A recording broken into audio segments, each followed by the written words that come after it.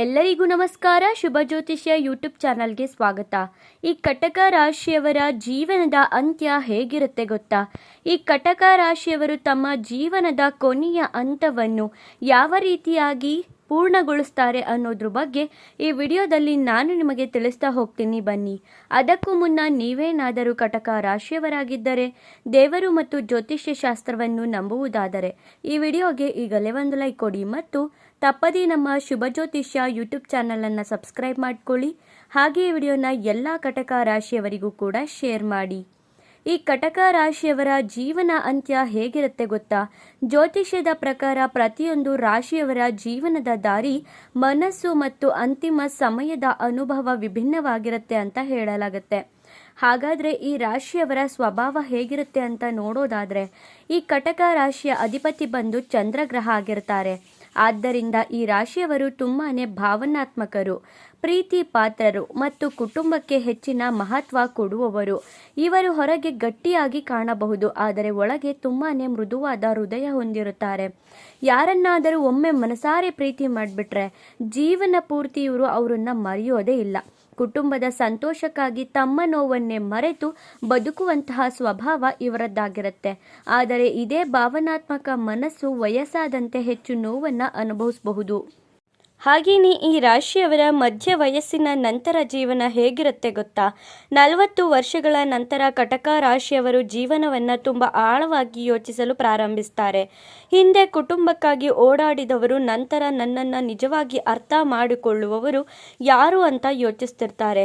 ಕೆಲವರು ಮಕ್ಕಳ ಬಗ್ಗೆ ಹೆಚ್ಚು ಚಿಂತೆ ಮಾಡ್ತಾರೆ, ಇನ್ನು ಕೆಲವರು ಒಂಟಿತನ ಅನುಭವಿಸ್ತಿರ್ತಾರೆ.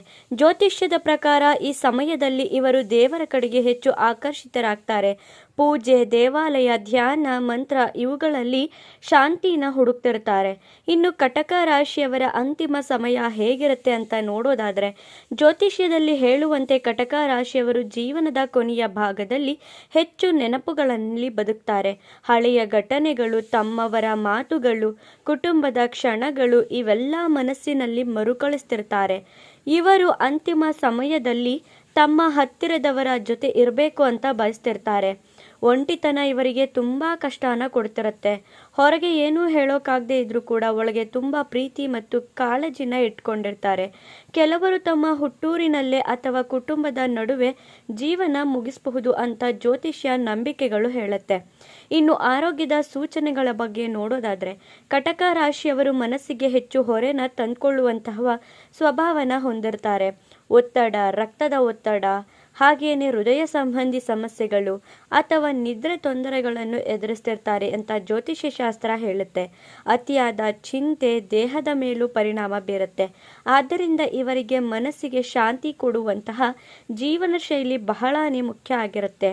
ಧ್ಯಾನ, ಪ್ರಕೃತಿ ನಡುವೆ ಸಮಯ ಕಳೆಯೋದು, ದೇವರ ನಾಮಸ್ಮರಣೆ ಮಾಡೋದು ಇವು ಇವರಿಗೆ ನೆಮ್ಮದಿನ ಕೊಡುತ್ತೆ. ಹಾಗೆ ಕಟಕ ರಾಶಿಯವರ ಅಂತಿಮ ಸಮಯದಲ್ಲಿ ಹಣ ಅಥವಾ ಆಸ್ತಿಗಿಂತ ಹೆಚ್ಚು ಪ್ರೀತಿಯನ್ನು ಬಯಸ್ತಿರ್ತಾರೆ. ನನ್ನವರು ನನ್ನ ಜೊತೆ ಇದ್ದಾರಾ ಎಂಬುವುದೇ ಇವರ ಮನಸ್ಸಿನ ದೊಡ್ಡ ಪ್ರಶ್ನೆ. ಇವರು ಜೀವನದಲ್ಲಿ ಮಾಡಿದ ಒಳ್ಳೆತನ, ಕುಟುಂಬಕ್ಕಾಗಿ ಮಾಡಿದ ತ್ಯಾಗ ಅದೇ ಇವರಿಗೆ ಕೊನೆಯ ಸಮಯದಲ್ಲಿ ಆಶೀರ್ವಾದವಾಗಿ ಮರಳಿ ಬರುತ್ತೆ ಅಂತ ಜ್ಯೋತಿಷ್ಯ ಶಾಸ್ತ್ರ ಹೇಳುತ್ತೆ. ಚಂದ್ರಗ್ರಹ ಬಲವಾಗಿದ್ದರೆ ಮಕ್ಕಳ ಪ್ರೀತಿ, ಕುಟುಂಬದ ಕಾಳಜಿ ಮತ್ತು ಶಾಂತ ಮನಸ್ಸು ಇವರಿಗೆ ದೊರಕುತ್ತೆ ಅಂತ ನಂಬಲಾಗುತ್ತೆ. ಒಂದು ಮಾತ್ರ ಮುಖ್ಯ ಸತ್ಯ ಏನಂದರೆ, ರಾಶಿಗಿಂತ ದೊಡ್ಡದ್ದು ಕರ್ಮ. ಕಟಕ ರಾಶಿಯವರಿಗಿದ್ದರೂ ಸತ್ಯವಾದ ಜೀವನ, ಒಳ್ಳೆಯ ಮನಸ್ಸು ಮತ್ತು ಇತರರಿಗೆ ಸಹಾಯ ಮಾಡುವ ಗುಣ ಇದ್ದರೆ ಅಂತಿಮ ಸಮಯವೂ ಕೂಡ ಶಾಂತಿಯಾಗಿರಬಹುದು. ಇವರು ಯಾರನ್ನಾದರೂ ಮನಸಾರೆ ಕಾಳಜಿ ವಹಿಸುವ ಗುಣ ಹೊಂದಿರ್ತಾರೆ. ಅದೇ ಇವರ ದೊಡ್ಡ ಪುಣ್ಯ ಎಂದು ಜ್ಯೋತಿಷ್ಯ ಶಾಸ್ತ್ರ ಹೇಳುತ್ತೆ. ಒಬ್ಬರ ಕಣ್ಣೀರು ಒರೆಸಿದ ಪುಣ್ಯ, ಒಬ್ಬರ ಒಳ್ಳೆಯ ಮಾತು, ಒಂದು ನಿಜವಾದ ಪ್ರೀತಿ ಇವೆಲ್ಲವೂ ಕೂಡ ಜೀವನದ ಕೊನೆಯಲ್ಲಿ ನೆಮ್ಮದಿಯಾಗಿ ಮರಳಿ ಬರುತ್ತೆ.